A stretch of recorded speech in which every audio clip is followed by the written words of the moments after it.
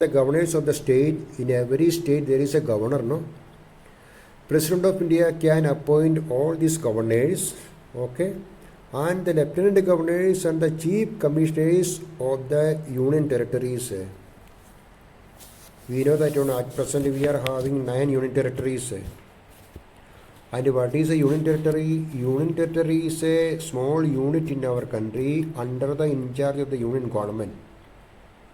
Okay.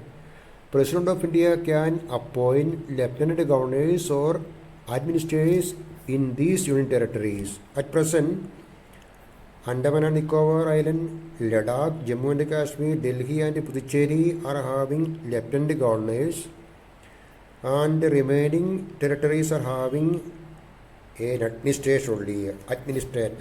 Okay, President of India can make all these appointments. Then the Attorney General of India. What do you mean by Attorney General?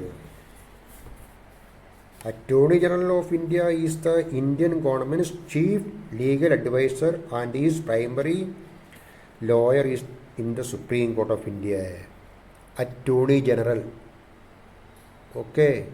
So Council of Ministers, we will learn about the Council of Ministers afterwards. Council of Ministers, group of ministers. So President of India can appoint the members of the Council of Ministers headed by the Prime Minister of India. Prime Minister of India. Okay. Union Cabinet is Union Council of Ministers. And now listen, Attorney General, the primary lawyer of our country in the Supreme Court. And now the present one is Mr. K.K. Venugopal. K.K. Venugopal is the present Attorney General. He is the Indian Government of India's chief legal advisor, Attorney General. Okay, please remember, Attorney General. Then the Comptroller and the Auditor General of India, CAG in short. CAG. CAG is an authority established by Article 148 of the Constitution of India, which audit all receipts and expenditure of the Government of India and the states, including those of bodies and authorities substantially financed by the Government of India. Okay. So, Comptroller and Auditor General is an authority, CAG in short. Okay. Auditing. It is doing the auditing of all the expenditure of the government, Attorney General. And who is the present one? Mr. G.C. Murmu, IAS. He is the present, okay, G.C. Murmu, IAS is the present CAG. Already we have learned about the Chief Justice of India, Justice Arun Sharath Bobde. He is the 47th Chief Justice of India. Okay. He is from Maharashtra. And after his term, no, he will resign. Okay, we will learn about him. Retirement age is not resign. Retirement. After his retirement, the President of India will appoint the new Chief Justice of India. Mostly, the senior most judge of the Supreme Court will be the next Chief Justice. Senior most judge. Out of 30, who is the senior most? Okay.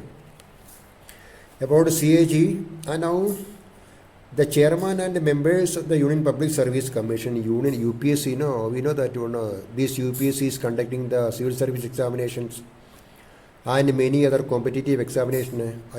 Okay. So please remember, UPSC, chairman and the members of UPSC and the chairman and members of the Planning Commission, now not a Planning Commission, Nidhi Aayog, National Institution of Transforming India, Nidhi Aayog. So Narendra Modi and his government changed the name, no, of Planning Commission, Nidhi Aayog. Okay, chairman and other members of the Nidhi Aayog, President of India can appoint them. Again, the President of India can appoint the chairman and members of the Economic Commission whenever appointed. If there is need for, okay, this one. Okay.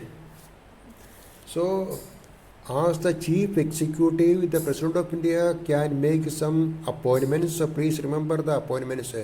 He can appoint the Prime Minister of India. He can appoint the members of the Union Cabinet. Also the members of the Union Council of Ministers. He can appoint the Attorney General of India. He can appoint the CAG of India. He can appoint the Chief Justice of India and judges of the Supreme Court and the High Court. So please remember the appointments that the President of India can make as the Chief Executive. We will continue in the next video. Okay, so please revise. Thank you.